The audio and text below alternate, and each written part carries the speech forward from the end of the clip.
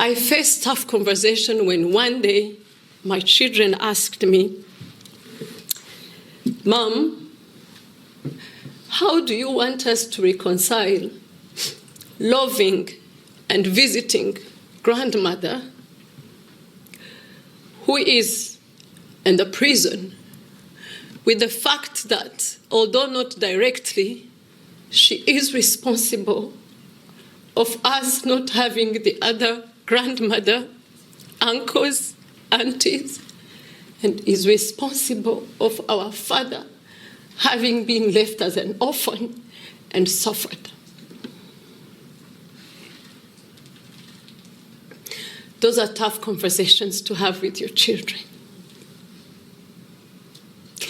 How do you speak to them so that you don't infest hate in them?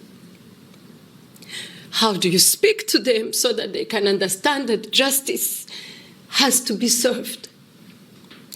How do you speak to them so that they understand the evil that happened and they should not take part of it? And that they have to carry the memory of the other family they have not got a chance to meet, but remain. I struggled with identity loss and a lot of pain. Pain of embracing that a mother that I love is the same mother that I hate for what she has done, for who she has become. Pain of being a very young girl of 12 years old, but being rejected by your friends because they can't trust you. Which side are you? Survivor or a genocide perpetrator? Children. Who are you? Why have you not told us your story before? Because me, I learned about my mother 2 years after the genocide. She had fled the country, gone with other perpetrators in Congo. She was caught and she was put in jail. But our father was not able to tell us. How do you tell a 12 years old, 9 years old, and 3 years old that their mother was involved in an atrocity like a genocide? How do you tell them that as much as they believe she was dead, and they are mourning their uncles and aunties and grandparents from your side of the family, that actually, although not directly, but she has done the same for someone else's family?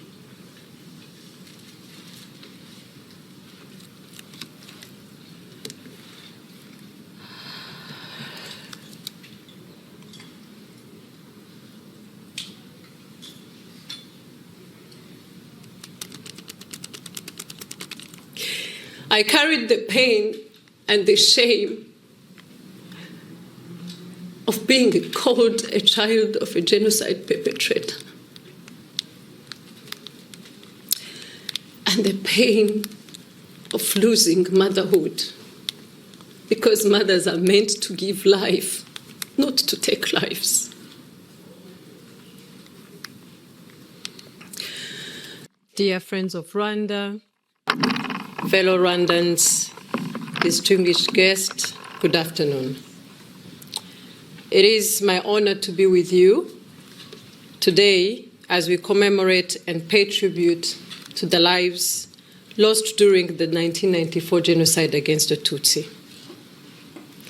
On this day, for the last 32 years and more years to come, we take a moment to pause and be still so that we can reflect, remember, and also recommit.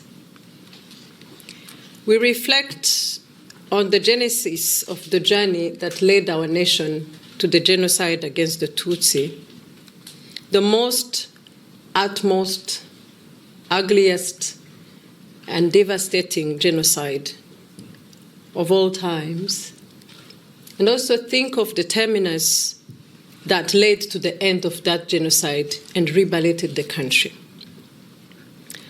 The genesis was a leadership that promoted hate, divisionism, and discrimination over decades. Tutsis were persecuted. At school, they were asked to identify themselves, stand up among all other children. At workplace, they were given the most demeaning positions despite their competence. In the community, they were isolated, rejected, to the point that in 1959, 60, 63, they were even sent to one area in the country called Bugesera, which was the most dangerous area because there was a venomous insect, TUTSI, and the intention was them to be killed. They were moved from their homes in different areas of the country and isolated. Over time, they were dehumanized, called cockroaches, aliens, snakes, name it. And survivors forced to flee their country in 1959, 63, 90, 91, and 94. The genesis is a leadership that based discrimination and that distributed privileges based on ethnicity, geographic region, rather than meritocracy, and rather than keeping its people educated. Most of his population were uneducated and in poverty. To give you a picture, between 1963 and 1994, 31 years, there was only one higher learning institution in Rwanda, University of Rwanda, and only 2,000 university graduates, 31 years in a nation. And even among those, Tutsis were a tiny proportion because of restrictive quotas. That same leadership kept the population as refugees for decades, deprived for their rights to belong, to exist, and prosper. Rwandans, while in exile, were limited to the level of education they could attain, regardless the talent, and limited to what kind of profession they could exercise, even when competent. Left with no choice, these refugees, together with those marginalized within Rwanda, started the liberation struggle led by His Excellency President Paul Kagame. Their vision and motivation was Rwanda, where all Rwandans could be freely, without discrimination, be united and work together for progress and prosperity, led by the government that cared for all its citizens. This is the leadership and young, determined Rwandans that stopped the genocide and embarked on the journey of healing minds and hearts and building the country we see today. On this special day, we do not only reflect, we also remember. The genocide against the Tutsi was not committed by strangers or people who invaded Rwanda. It was us. It was one section of Rwandans defined as Hutus sought to exterminate another one defined as Tutsi. This deadly categorization of Rwandans dated back on the time of Belgian colonial rule, as you've seen it in the documentary, but was adopted and executed by the pre-1994 government that planned and carried out the genocide. Within a complex society like ours, with intermarriages across ethnicities, with the same single national language, Kinyarwanda, living in the same village, the genocide against the Tutsi found us in our homes. Parents killing children, and vice versa, siblings killing each other, spouses killing each other. In only 100 days, over 1 million Tutsi lives were lost. That is every day, approximately 240 killings every hour and approximately 10,000 killings every day. Tutsi were killed everywhere, in homes, in churches, on streets, men, women, children, all slaughtered in the most dehumanizing way with the aim of wiping out their existence. Ladies and gentlemen, what happened in Rwanda in 1994 was not a civil war. It was not a double genocide. It was a systematic, planned, intentionally executed genocide against the Tutsi.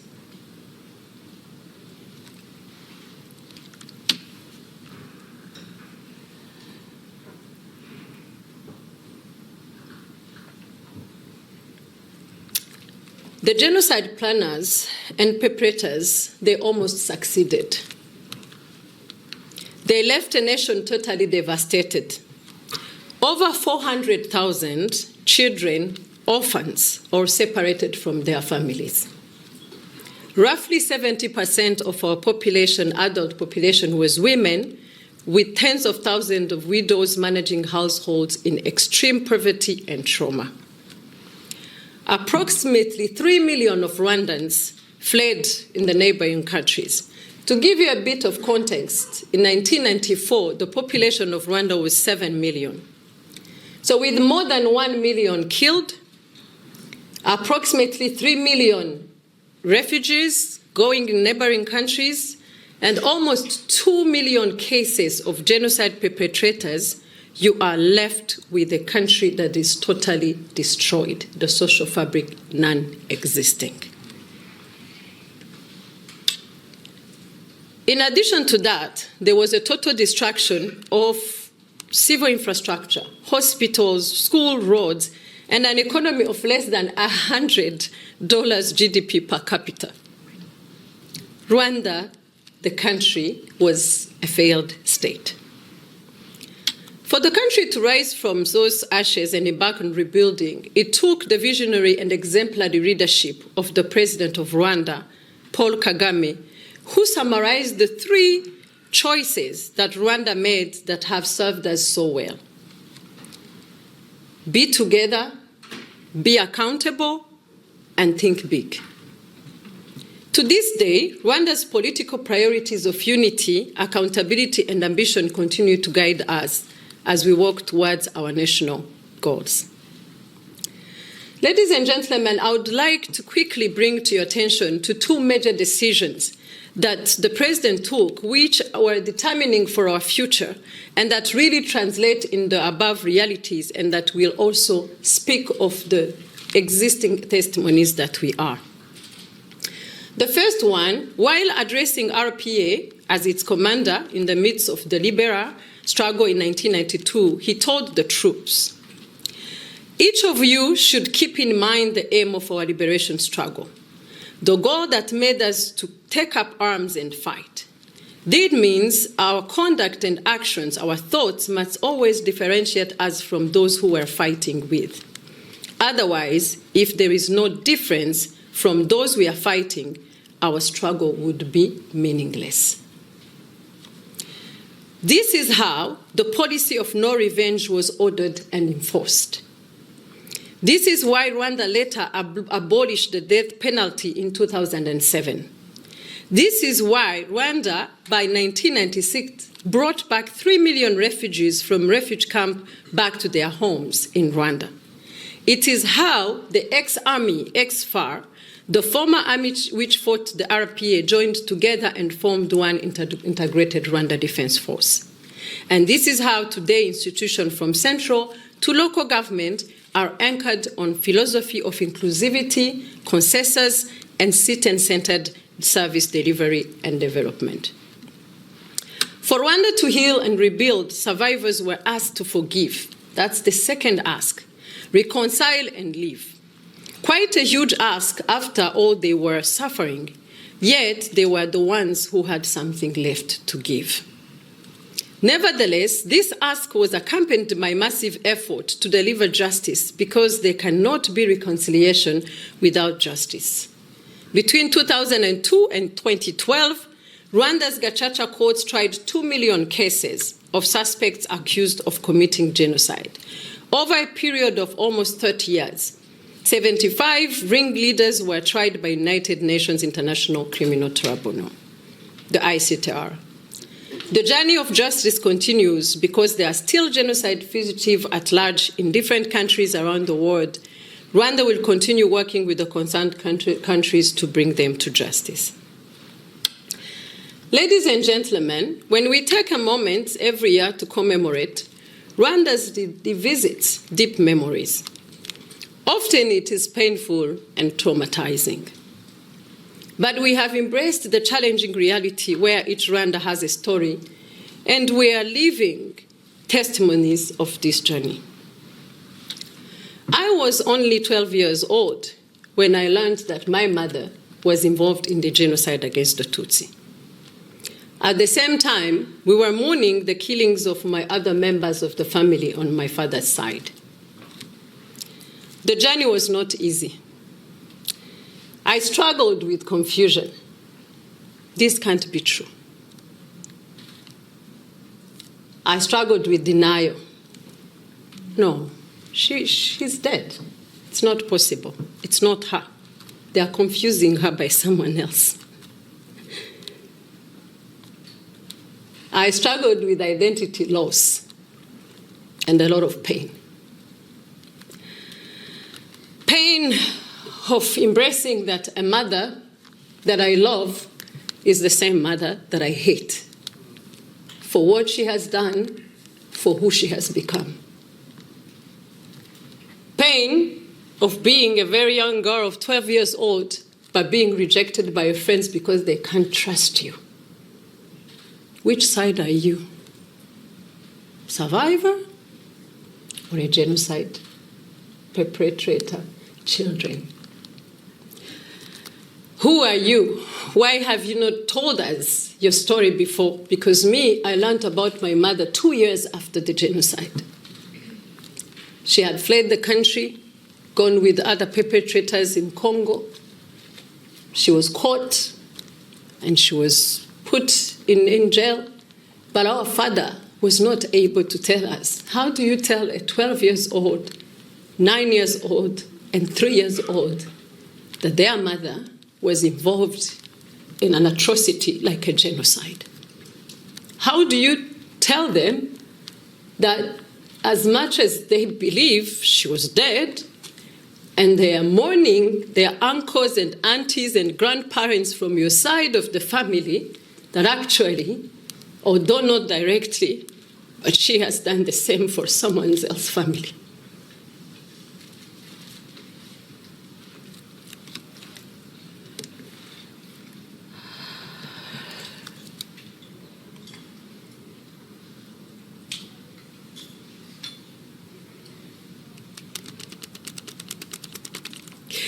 I carried the pain and the shame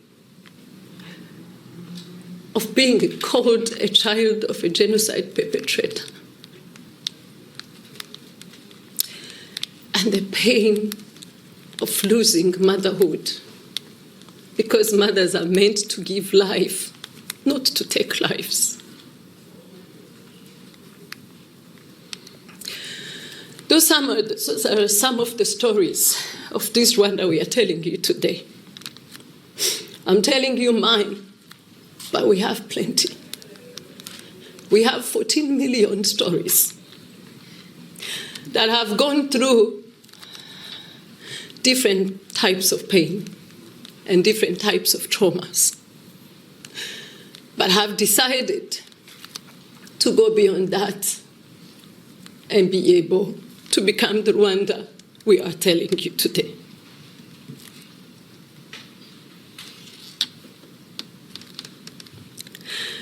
When we go back to these stories every year, I remember one time someone asked me, how many times will you talk about that story? And my answer was simple: for as long as I'm going to live, and for as long as my kids will live, and for as long as other generations will live. Because these are our stories, and these are the facts and the realities. When we revisit those moments, they are not enjoyable. We are not having recountless of going back in those memories for the sake of going there and for the sake of telling stories. We are doing that because despite 30 years on, where we still have the pain of losing our dearest and most cherished deep, what keeps us going is the call on duty to live the life they were not able to take forward. The call on duty to live because, after all, life is most abundant pain, and we owe it to them. The call on duty to recommit ourselves to preserving history, tell the truth no matter how ugly and painful it can be, to challenge the false and distorted narrative spread by genocide deniers. Thank you. And ensure that future generations never forget. We are bound by this call to raise the never again flag and act. We recommit ourselves on a day like this one to a clean break with our tragic past. As a child of a genocide perpetrator, I am a living testimony of this new Rwanda. I went to school with all other children, attended high learning schools like a survivor child. I competed for different positions by merit. I was able to work for the office of the president as a deputy chief of staff for 10 years. I had high-ranking positions in different organizations in the country that are part of developing the country and defining the agenda of the future of the country. And today, I am the Minister of Sport. I sit in a cabinet chaired by the chief in command who stopped the same genocide my mother was committing. I want all of you to take a moment and let that sink. It's not theory, it's not propaganda, it's reality. Today, I am not judged and seen in the eyes of the name of my mother, but I'm judged and seen in the eyes of what I do for my country, of what I can bring on table in developing this country and take it to the level that is worth my life and my children's life. We recommit ourselves to also keep that reality to next generations. We have a responsibility to let them know the facts and also make their own decisions.